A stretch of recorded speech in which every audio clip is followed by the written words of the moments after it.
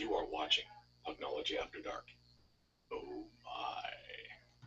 You are watching the Hockey Weather Channel, where the storm forecast shows increasing cloudiness with 4 goals by the San Jose Sharks. Oh my. Welcome to this edition of Pucknology After Dark.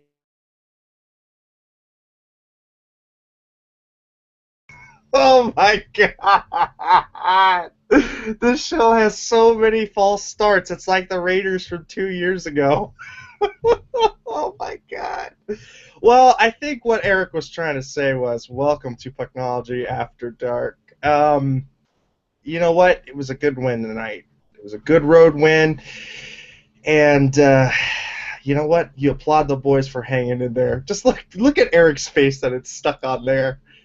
We're, of course, the crew rolling tonight is myself, AJ Strong. How you doing? I'm just enjoying Puck Guy's still shot. We need to. I think we need to get that as a. This needs to be the new still frame for the show.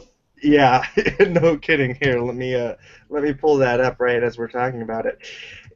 You know, it was touch and go there in the early section. Oh, dude! Thank God for Jones in the first half of the first period, dude. Yeah, I mean, where this team would have been without him is crazy, because they just looked flat-footed. They looked slow. It seemed like in the first minute or two, it was pretty even. And then in the next 5 minutes of that first period, so kind of that early middle part of the game, of the period, it just was not going the Sharks' way. You know, they lucky that they had Jonesy to back them up. I mean, and at one point the shots were 7-1. I think after yeah, 7-1. But by the end of it, I think it was finished the first period 8-8. So no, kudos to the Sharks for coming back and rolling this. Kudos to the official at the end for helping us tally the insurance goal there at the end. That was awesome. You don't see that go the Sharks way too often. So thank you, Zebra. We appreciate that. Nice to get one for us once in a while.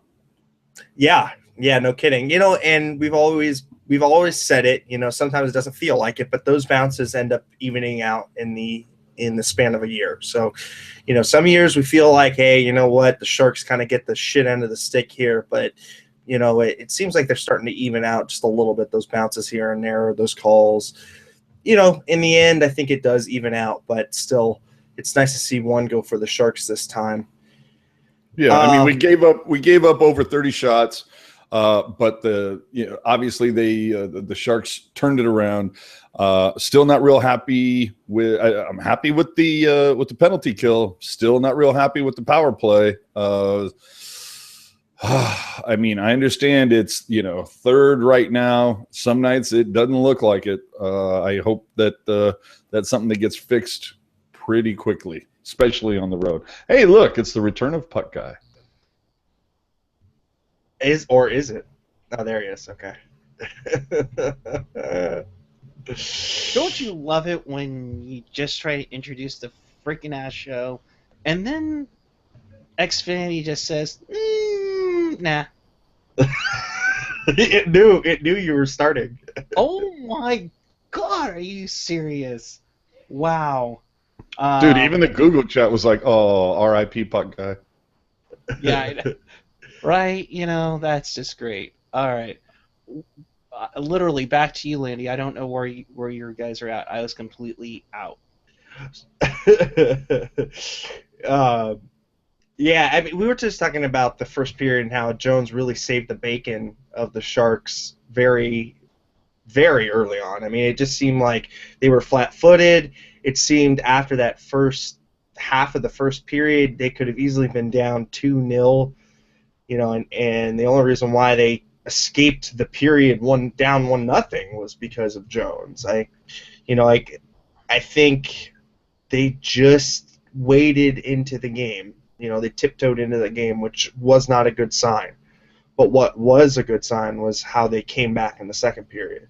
It kind of reminded me of how they came on strong against Nashville, and they just kept throwing pucks on net, and then all of a sudden Nashville scored. I was kind of hoping after Tampa's onslaught you would see the um, uh, the Sharks get that first goal, but unfortunately it did not. But they kept going, so Yeah. but they survived. They survived the first period, and then they got their game up into action. That was great. Yeah, no, definitely. And I think you got contributions across the entire gamut of lines tonight. I think you had 2 goals from the Marlowe line. You had two from the top line. Oh, wait a minute. 2 from Marlowe. Yeah, one from the top line, and then one from a hybrid line when they were coming back from a penalty kill or power play. When they were coming back from the power play, because it was a pass from Jumbo to Melker.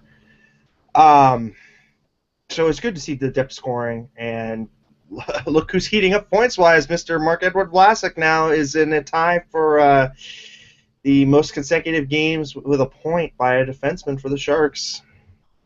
That's Yeah, which Burns had done earlier this season. It's crazy. This is, and we're into unprecedented levels with Vlasic here, contributing offensively.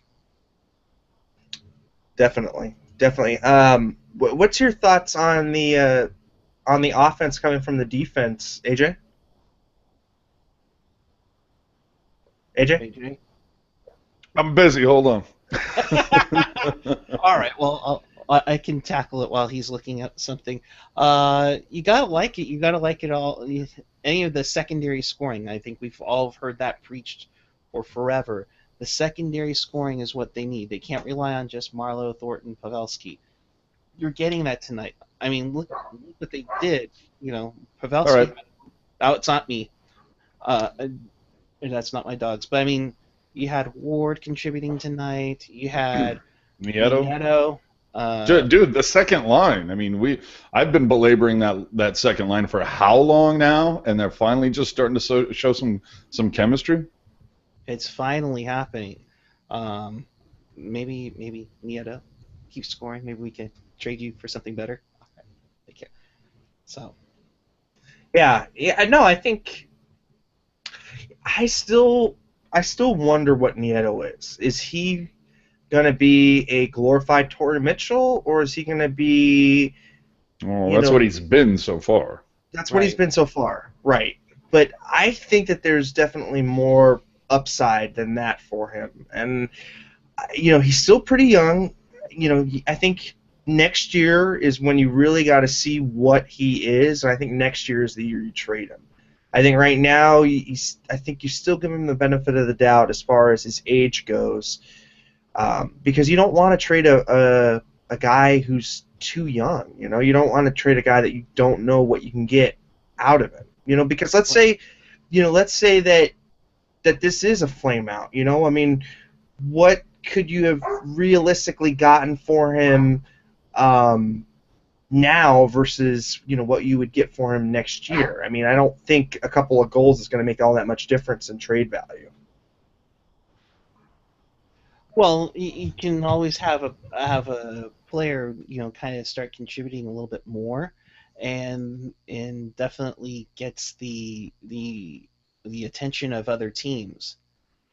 Like I could see Nieto being dangled as trade bait for another defenseman or somebody else. Yeah, and now look who's starting to creep up for most points in the NHL, or most goals for. The Sharks are number 7 in the entire league for goals for. Um, Differential, I think they're middle of the pack.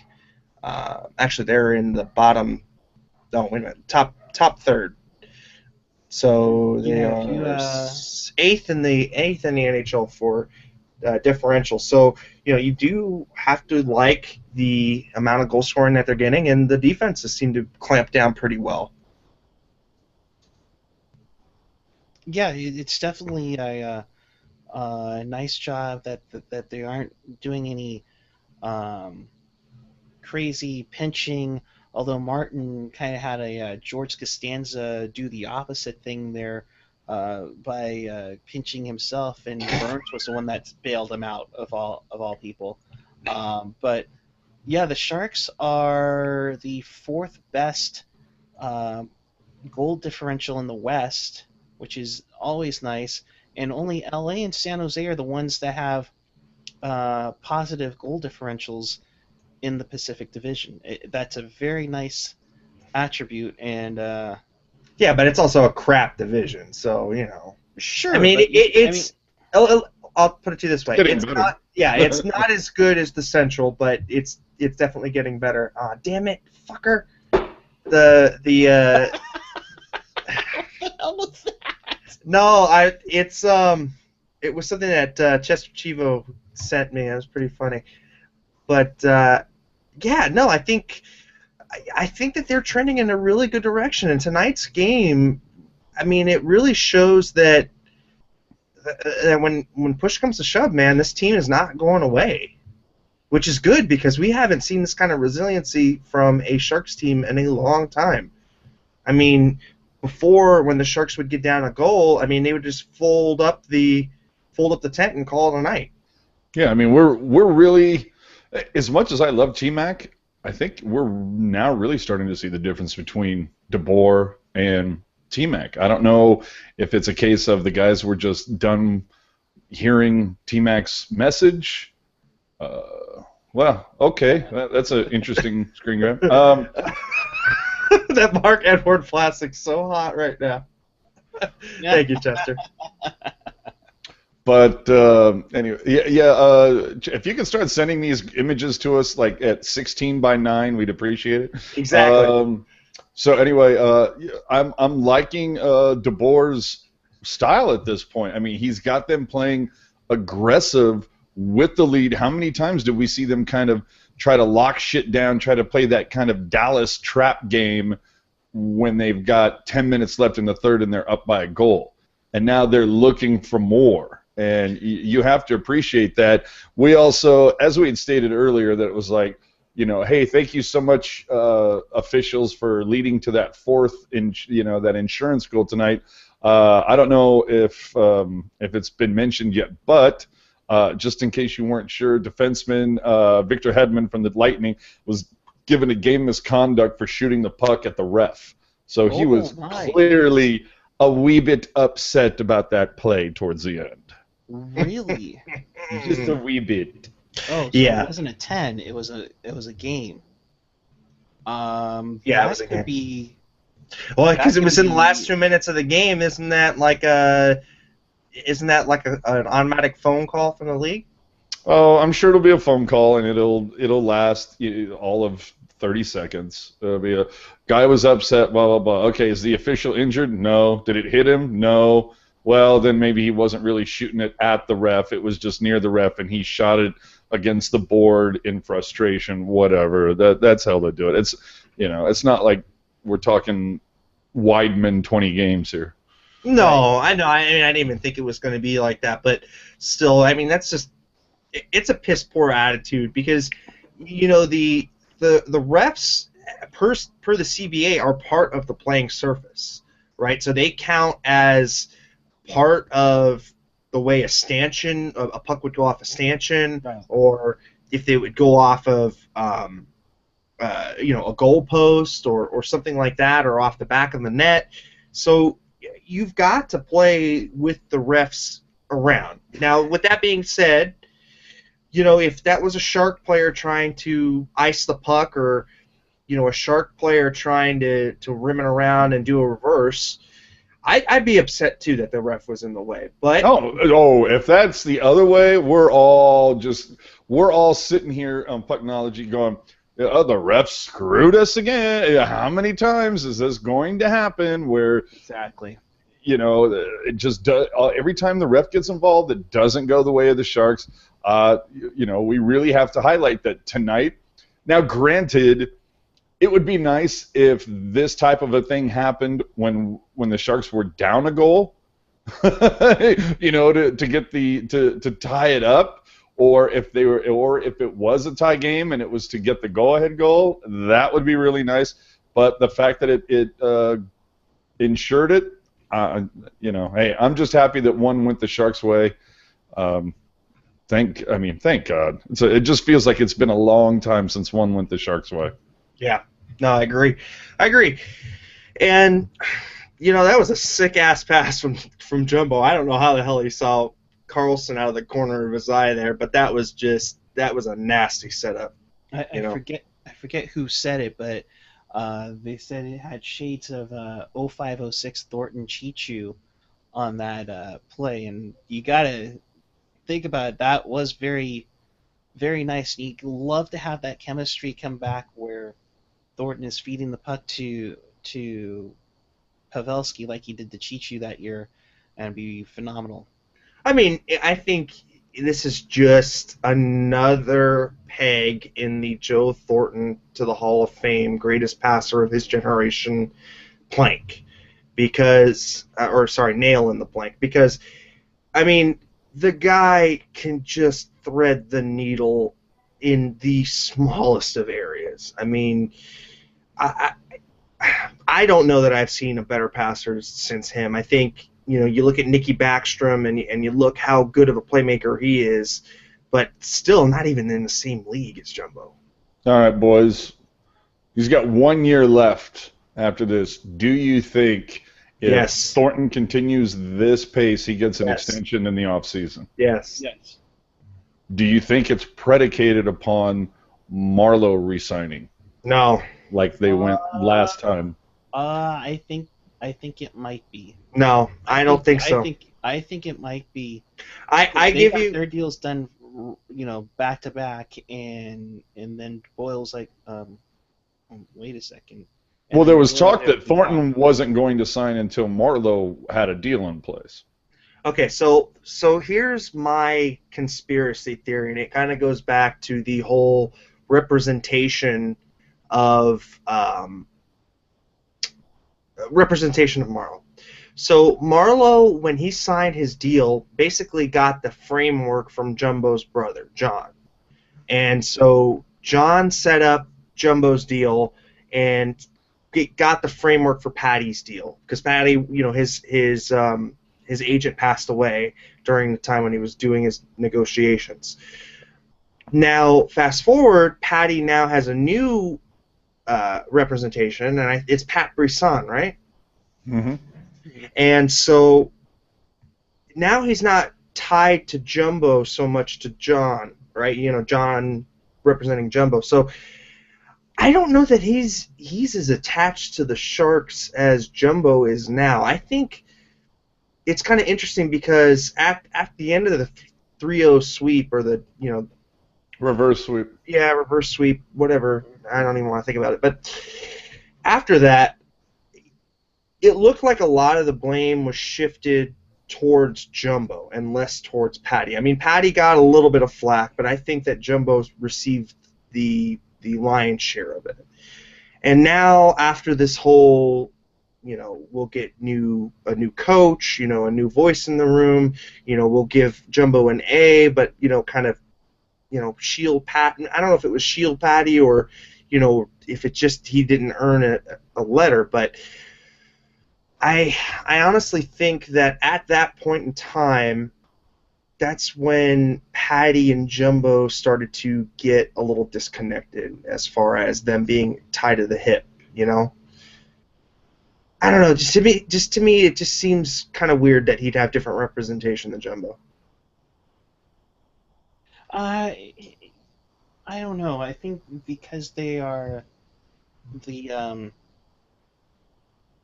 came into the league together.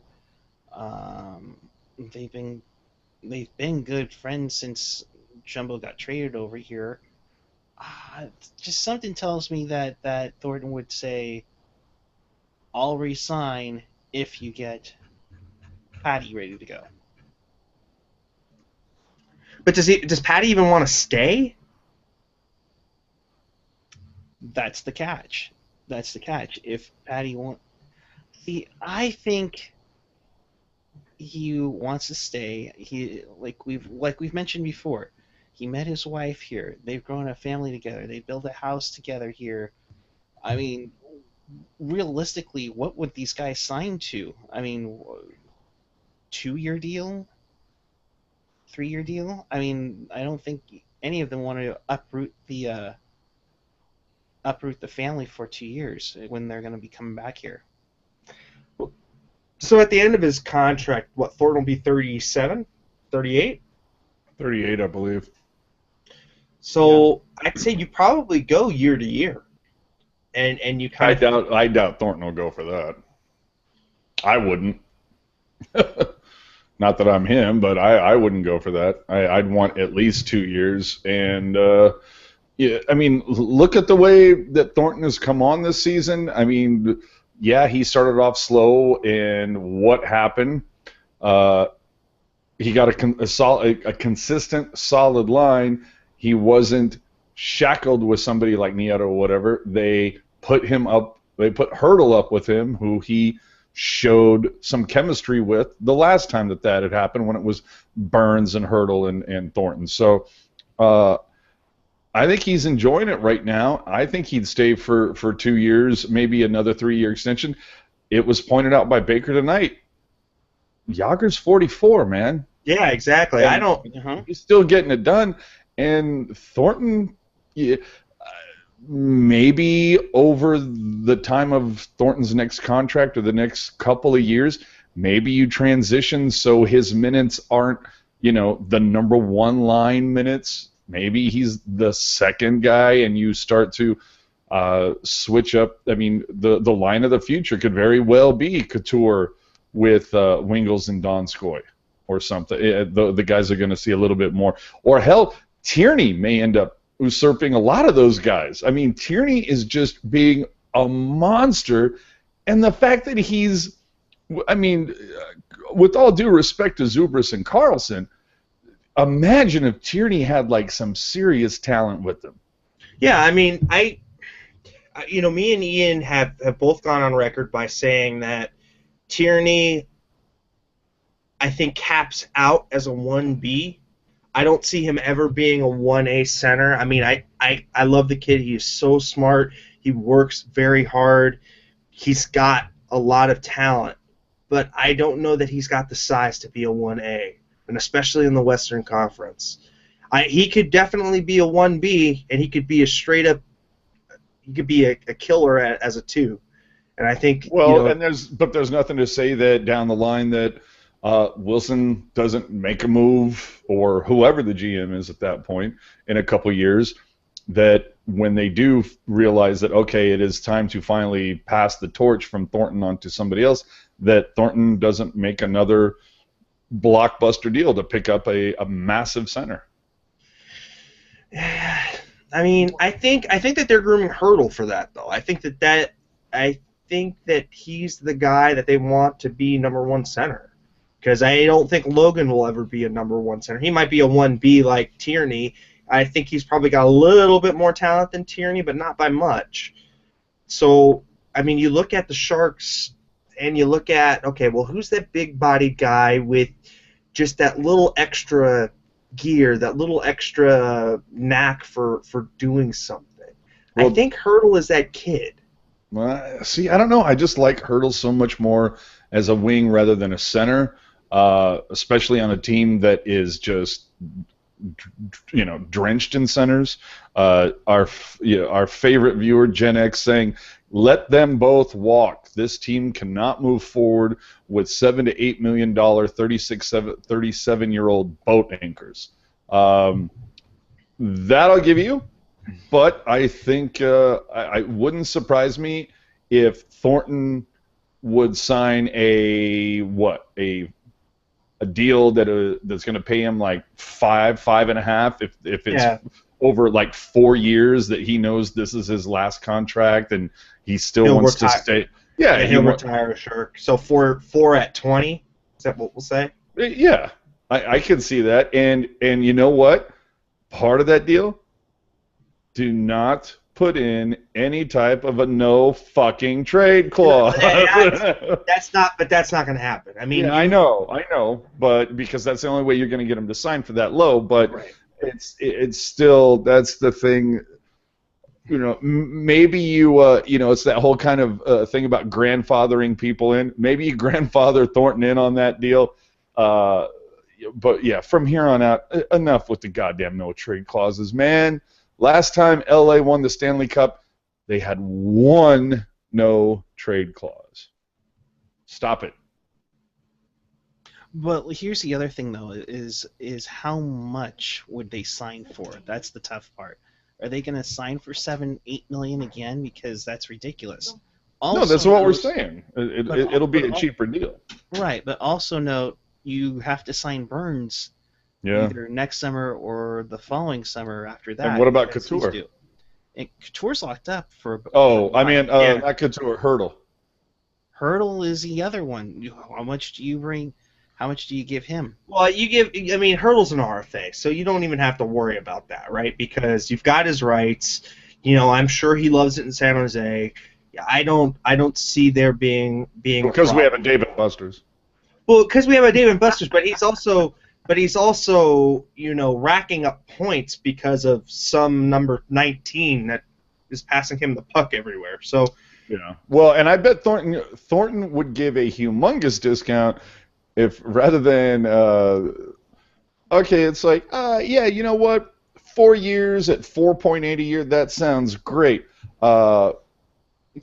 You know what it's not? You know what it'll be besides the no trade clause? It'll also be and if I could get a new GM, that'd really help me out. Oh my God. Gen X is but so going back. Oh, sorry. Go ahead. Yeah, I was just gonna say, going back to just what's in the pipeline and what we can expect, coming up. The only guy I see as a 1A is Hurdle. I mean, just looking through our prospects, I don't see that guy in the. I don't see, and I just don't see Hurdle as a top center. How do you not see Hurdle as a top line center? It's just when I've seen him play center, he just looks like he's out of position. He just doesn't look comfortable when he's playing wing with somebody. Like I can see him, I can see the top line at one point being like, I'm sorry, did I sound like I was done? No, I can see like the total top line being Tierney, Hurdle, and like Carlson or something. I mean, there's a lot of talent there, and I would love to see Hurdle on the wing with Tierney and see what that develops into in a couple years. But Tierney doesn't have the size to be a number one center. I think you've got to be at least 6'2" and 220, at least. If you want to go up against the Anze Kopitars of the world or the Ryan Getzlaf, I hate it when they pluralize players. If you want to go up against Anze Kopitar or Ryan Getzlaf or Tyler Seguin or anybody else. By the time Hurdle's ready to be the 1A, Getzlaf won't be in the league anymore. And here's my question. I'm guessing that Timo Meier, who has the stature, he's not center. But he's not a center, and he's never played center, right? No. So it'd be. Hurdle's not a winger, but he's playing wing. No, but it's different. If you grow up playing center, it's definitely an easier transition to go wing than it is for a winger to go center, right? Because as a center, when you're growing up, you've got to take face-offs, you've got to be defensively more responsible. It's just kind of bred into you that you've got extra responsibilities on the ice. Wingers are a little more freewheeling, so I don't know. Bradley Phillips saying, honestly, a Hurdle, Tierney, Carlson as a first line scares me. It'd be interesting to see a. Well, hold on. Does he mean scares me as an opponent, or scares me as a fan? And what we need a little clarity on that comment. I think he means because you think it's going to be bad, or that it's going to be good. Like I think it'll be good. Yeah. I think. I honestly think that Hurdle centering a line with Meier and Goldobin is the future first line. I think, I think Goldobin's going to be up there on the top line. I think you have I mean, you pair him with Hurdle and Tierney. That'd be pretty. or no, Hurdle, Meyer, and Goldobin, right? I think. Excuse me. Yeah. I get this weird feeling that Goldobin is not a part of the Sharks' long-term plans. Like he's going to be a piece that gets moved to acquire something else. God, I hope not. I hope not, because we haven't had a Russian winger who can dance like he can since Igor. Well, dude, don't you remember? Was it Lombardi, or was it just like the era of the time where the Sharks just seemed to have this huge fucking hard-on to sign Euros, and it was like anybody, Russian, Sweden, whatever. That like you just didn't see a lot of Canadians coming onto or I should say North American players coming in for the Sharks. It seemed like it was just Euro after Euro. And now it's over the course of the years, it's completely flipped. Yeah. Oh, I mean, I think the pendulum has swung back the Euro way, though. I mean, look at the amount of prospects that are European: Mueller, Meyer, Goldobin, Donskoy, Tarasov. I mean, but he's not really. I wouldn't really call him part of the mold anymore. Yevlapovs, Balkars. Emil Galimov, Peter Emanuelson, Noah Rod. I mean, they've gone the other way here. I mean, because I think for a long time we were knocking the Sharks drafts because they were just power forwards or big burly defensemen, no guys with skill, but guys with size, and they thought that they could. And hockey IQ. Remember, that's always like that's always the first checkbox they have to hit with the Sharpie is hockey IQ. Right, exactly. So, I think that the pendulum has definitely swung the other way, and I think now you're starting to get a little more creativity. I think now you're starting to get a little bit different size, that the scouting staff is looking for. So, it's just going to be interesting how these guys are going to pan out, because people are going in the chat saying, oh, well, Goldobin's getting molded into a player that he's not. I find that very interesting because he says that his favorite player is Pavel Datsyuk. And Pavel Datsyuk is a very good defensive player. And Goldobin is not a good defensive player right now. So if he wants to be like Pavel Datsyuk, it might behoove him to listen to Sommer a little bit more. Even though we don't like Sommer, and even though he kills creativity, he does know how to teach a defensive style. So if you got to wonder if he doesn't, by some miracle, stifle Goldobin's offensive talent and is able to teach him some defense, that might be a good thing for him. Yes, it would be a good thing to learn the defensive side. However, does it come at a cost on his offense? Because I don't recall anybody that's lasted longer than 2-3 months that freaking stayed with Sommer and developed into something special consistently. Couture was only on the Myers for a few months. He came with the team. Pavelski, I think, was around like maybe a month or so when he got called up in 2006. Yeah. It sounds like Pucknology needs to write an article. I'm sorry. I'm not supposed to be. I was trying to give myself a week after Sommer broke the record to let him have his moment, and then we'll slander him the rest of the way. See, the problem with the Sharks system is that they've got a lot of second and third line players, a lot of good second and third line prospects. It's just the blue chip guys that they do have, which would be Meyer and Goldobin, are question marks to be first liners.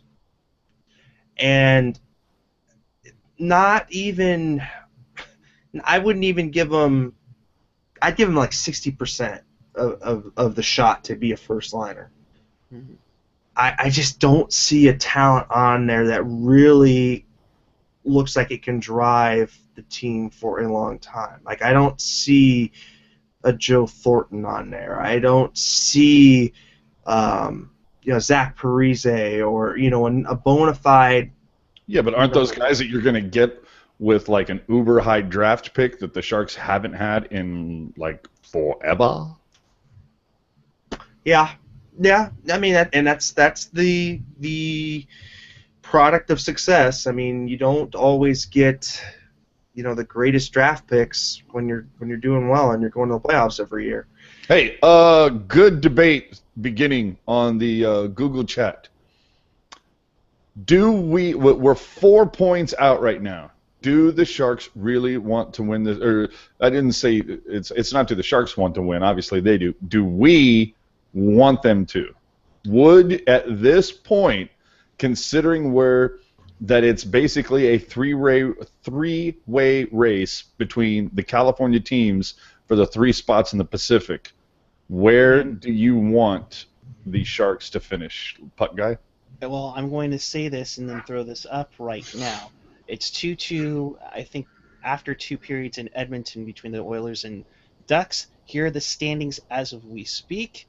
Right now, that top spot, which is LA right now, would take on the top wildcard team, so you'd be playing Nashville. I mean, it boils down to, do you want Nashville or do you want Anaheim? And both right now are not good options. I'd take Anaheim over LA. No, Anaheim or Nashville. I don't think we'll see LA. Oh, I'm sorry. Well, I was thinking in case Anaheim miraculously jumped. I mean, the Sharks are only 4 points out. Anaheim's only 5 points out, and chances are, I know San Jose has no more games against LA this season.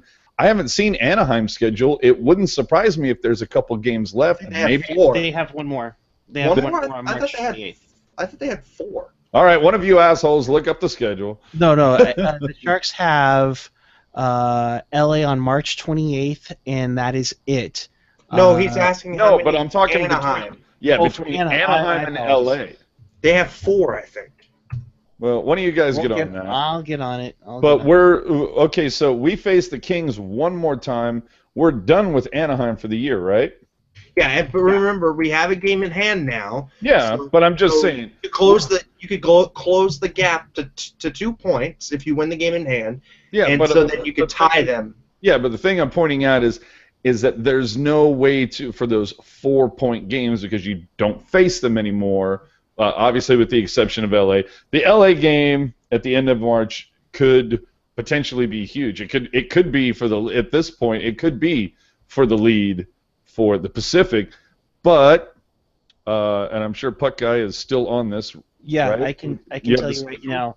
Yeah, they play 3 more times.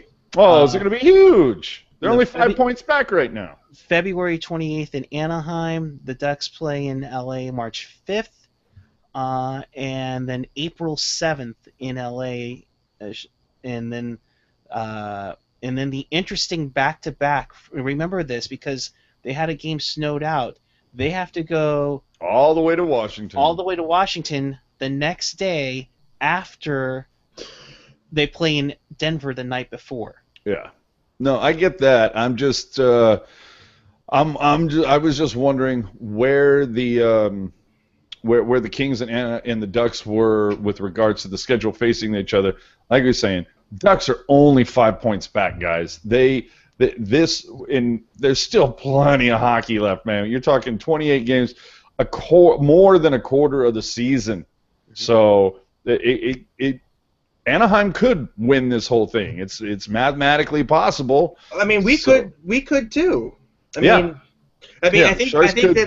think that with LA slowing down as much as they have, I think that it isn't it isn't out of the realm of possibility that Anaheim and the Sharks could be duking it out the last couple days of the season for the and for that. I mean, refresh my memory. How did we fare against Anaheim? What was the record? Was it 2-2?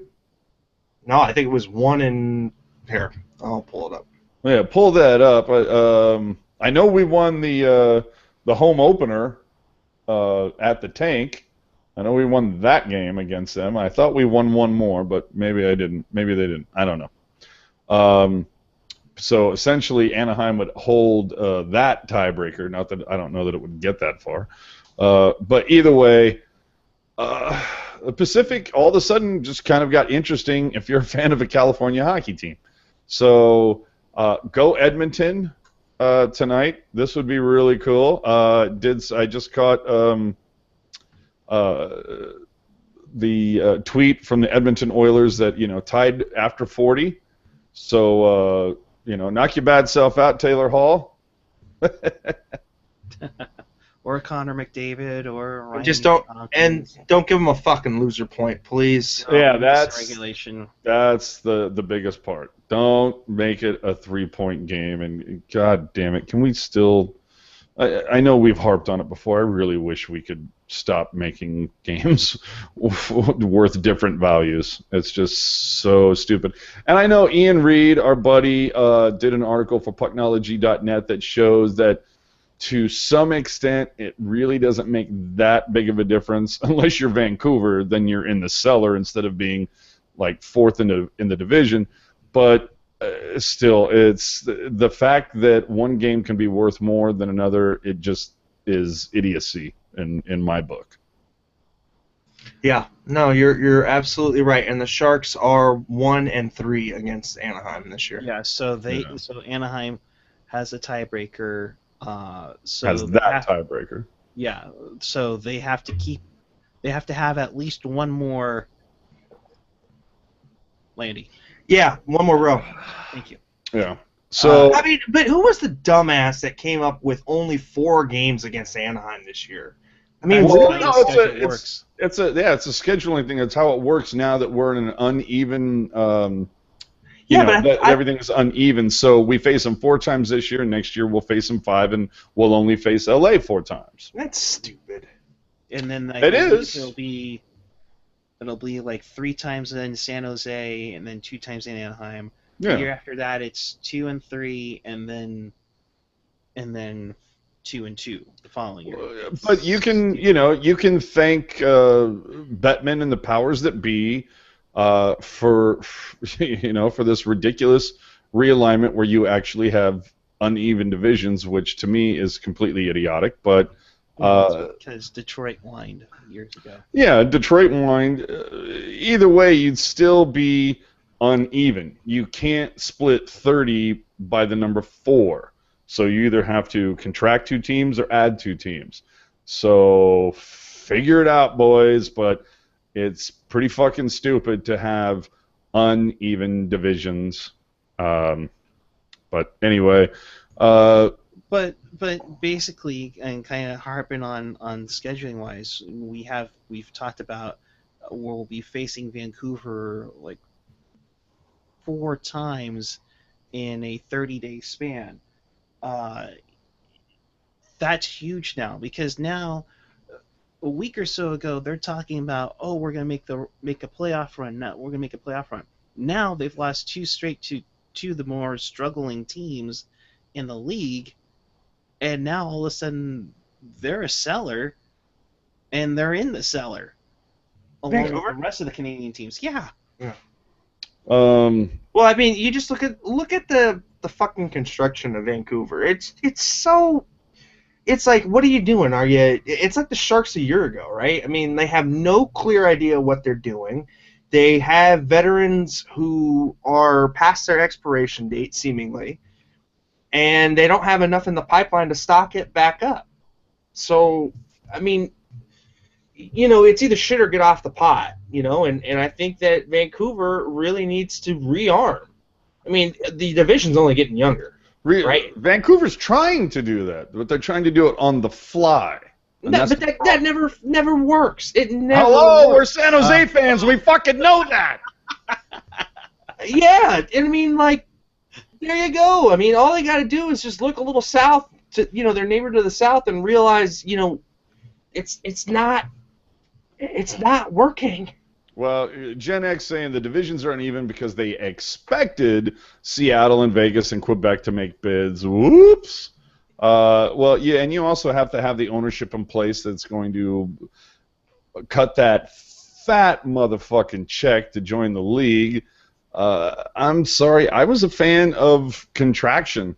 I wanted to see two teams leave, or I mean, you look at all the struggles that Florida has had drawing fans, where they're getting 7,800, maybe 8,000, if that. You look at the struggles that Arizona has gone through. I mean, and of course, I the still more think that the more that you expand, the more you dilute the pool of talent. I still think that Florida moves. So I think that they're the ones that move to Quebec. I don't think Quebec gets an expansion. I think that you get a relocation to Quebec. That's fine. I don't have a problem with that. But expansion to me is idiotic. It's not idiotic when you're cashing a $500 million check. Yeah, for the league, but I'm saying who wants to buy into this to have an NHL team? You've got a team. You've got a guy who's waiting for expansion in Vegas. You've also got a guy waiting for expansion in Quebec. I mean, it's not stupid, but you know that you can also put a basketball team in Vegas, right? Well, the problem is that you have to put a frickin' basketball team in Seattle in order to get the damn arena built, because Seattle is that stupid. 12 represent. Either way, though, it's a fact of I can see expansion in basketball. It's a much more popular sport in the States. That I get. But when you've got teams like Arizona or Florida or Carolina or what essentially your Sun Belt teams that are having a problem drawing fans regularly. Last I heard, was it Minnesota who actually hasn't been drawing very well? And it's like, really? Minnesota's having a problem drawing fans? Maybe it's the whole league, because I know AJ and I, we listened to TSN 1040, and Vancouver's having problems with attendance. They're having problems keeping the people in the seats. Yeah, well, I mean, the game is over. Yeah, it's the Canadian dollars. What's happening? And, right. It's the. Well, that's all well and great, but the idea to me of expansion, ridiculous. If anything, contraction. I just. You don't have to agree with me. It's all good. No, I don't. I don't agree with retraction. I do agree with balanced schedule or balanced teams. And I do agree with balanced divisions. And for the most part, playing in your own time zone at 7 o'clock is good.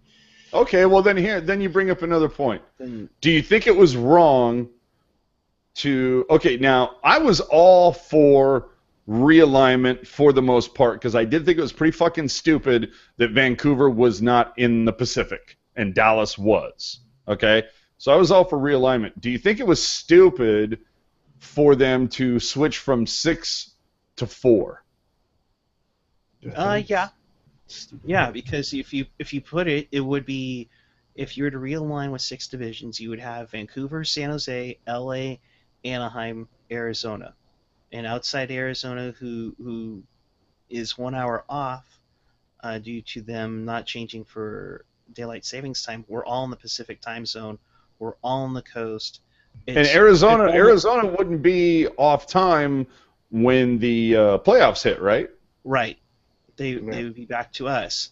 So it makes sense to have those 5 and be perfect. And then you would put, Calgary, Edmonton, Colorado, Winnipeg, Minnesota in another division. You could put, you kind of almost recreate the Norris division with Chicago.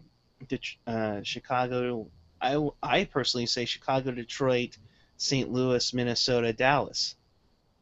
And that's your West right there. That would make total sense. You go top 8 like you usually do. Top 3, the winners of the division. I wouldn't go back to top. I wouldn't go back to top 8, because I like the fact that division games mean that much more again. Right? Well, then we would go top 2, guaranteed, and then you Yeah. have 2 wild cards. Yeah, and 2 wild I cards. could, that makes sense. I'd be down with that big time. Yeah. See, that makes so much more sense. Because I like the fact that we've kind of got the old school format again.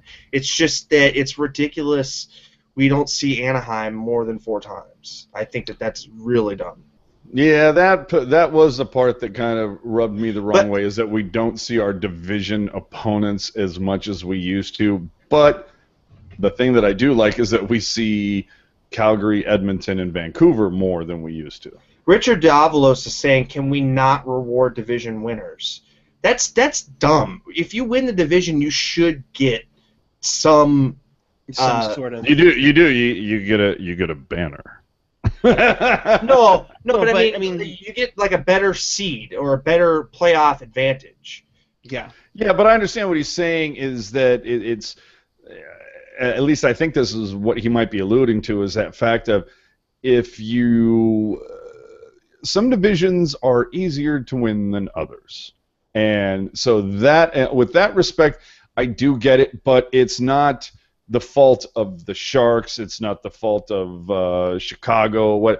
It's not the fault of whoever wins the division that particular season they may in fact play in what is considered the worst division in hockey that season. It's not their fault. So the bottom line is you win more games than anybody else in your division, whether your division is great or it sucks. That you have to reward that. Yeah. Well, I'm the guy that doesn't want to see interleague play. So there's that. Yeah, and really, is it that much of a are we really needing to go off the deep end when more than half the teams in the NHL make the fucking playoffs? So, anyway, it is now that time. It's right in the middle of the show. It is time for Slushy's Corner. We really, really need to get some music for this. I'll have to figure it out. We'll have to get I don't know. What do you think? It should be elevator. Like the theme song to Mr. Rogers' Neighborhood or something? Yeah, either that or some elevator music Oh, music? Yeah. All right. And now it's time for Slushy's Corner. Your one question, gentlemen. Which Sharks player scored their first NHL goal versus the Tampa Bay Lightning? Was it Ryan Clough, Marco Sturm, or Douglas Murray? Puck Guy, we will go to you first. Oh, Slushy, good question, my friend. Landy, get off your fucking computer and stop looking it up. I'm not. Keep your hands up the entire time. Shoot. I know it's not one of them because I was there to watch one of them. Well, then go for the lesser of two evils, Puck Guy. I'm going to say it's Douglas Murray. And to you, Landy, what say Sturm. you? We're going with Sturm. So our choices are Sturm? And you said Puck Guy? I said Douglas Murray. Douglas Murray. You would both be wrong. It is, in fact, Ryan Clough. Oh, wow. Really? You've been slushy stumped. Oh, wow, that's nice.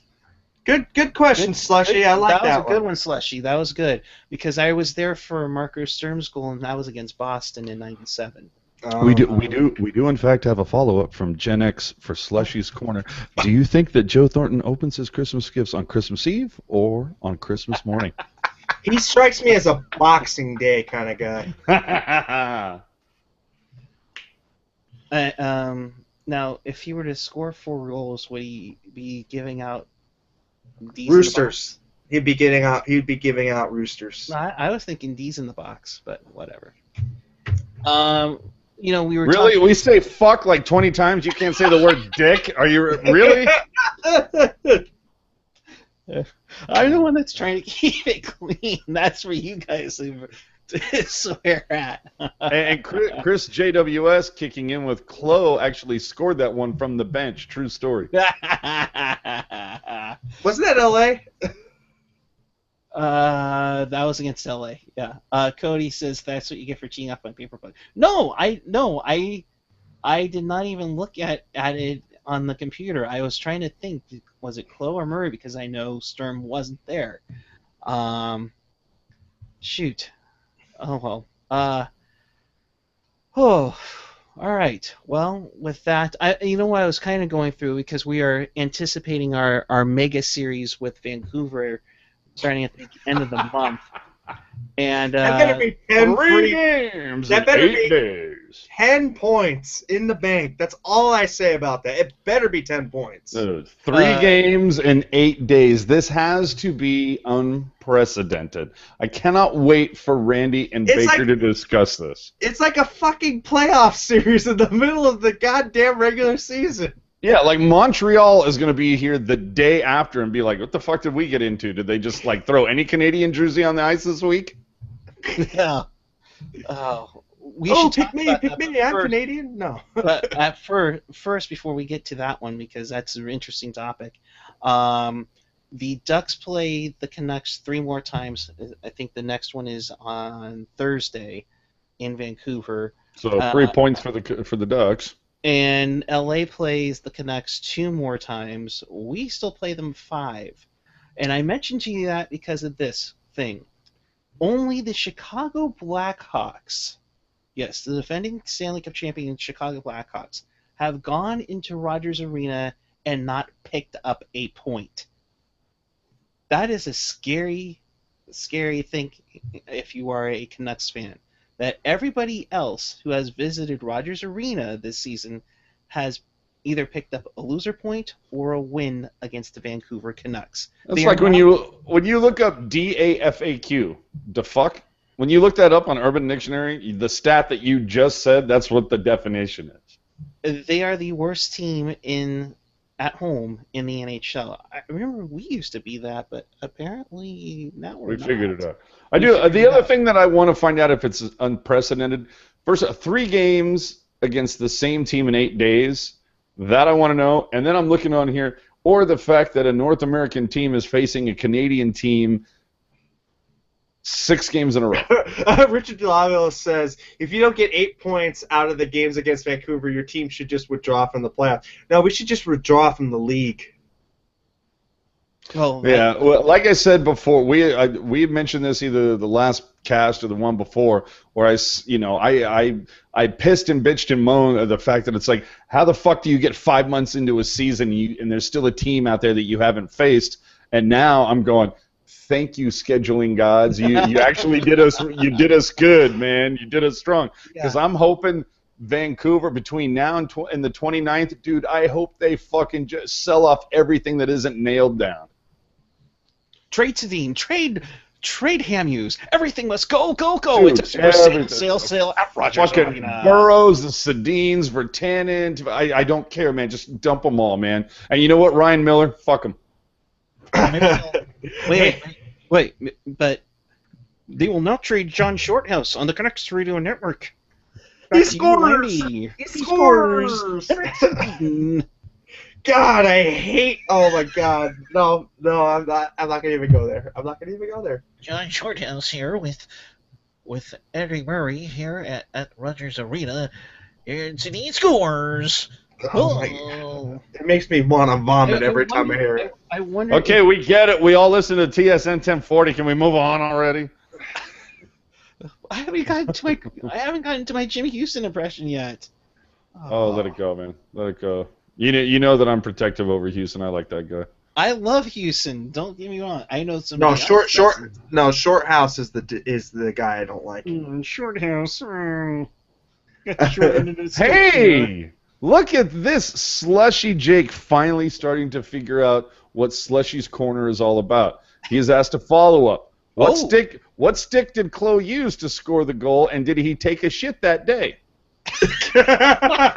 All right. What? Now we're talking, Slush. What? Now we're talking. Now you're bordering on like something that Gen X would ask. I like that. AJ, you gotta stop giving him stuff to him. I mean, Yeah. I know he looks up to you and everything, but this is. He has no choice but not to. The kid is fucking 4'10". I wonder if only his parents Oh. knew. You know, he was listening to us. He has no parents. He's demon spawn. No, no, I have no idea. Yeah, dude. But seriously, Slush, dude, it was nice to meet you, man. But yeah, you gotta come. Okay, we're okay. Come up with something better. I mean, the trivia. I'm already bored with the trivia. I thought the questions beforehand were actually a little more thought provoking.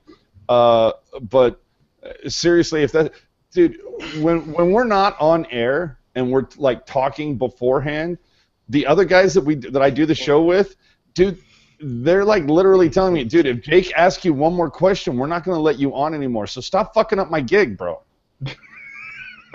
Just saying. AJ, rule number 1 of having a show: do not insult the people who are watching the show. Even if they're 12. This just in. It's just in. Slushy no longer wants to be adopted by AJ. Yeah. It happens. One of many, motherfucker. You know, and I haven't seen him on in a while. You actually might have hurt his feelings. He's on right now. Fine. He is fine. Bet you, I believe it. He is fine. Does Joe dress left or does he dress right? Go Google it. What are we talking about? In his gear, Yeah. he always dressed right. Always dressed right. At least that's how I There was. you go. Chester Chivo laying it down, man. Slushy's trying to break us up, man. Stop being Yoko Ono. We have gone to the deep end. I think with that, let's move on. We'll kind of call this the Sharks community calendar. This Saturday is the Game Worn Jersey show in Redwood City. You can look up Facebook on that. I probably will make an appearance there because I will googly and oogly look at Game Worn jerseys and hope that one person that I know has the Ray Whitney jersey that has won and they can't wait to freaking grab it. What? Landy, that is so fucking rude to like interrupt him when he's like trying to do his PSA, dude. Like you couldn't have fucking muted yourself. No, I couldn't. All right, get a load of this. To dress left from Urban Dictionary Oh no. applies to men only. To dress left means to put one's penis down the left pant leg when dressing. Did you not know that? Wow. No! All right.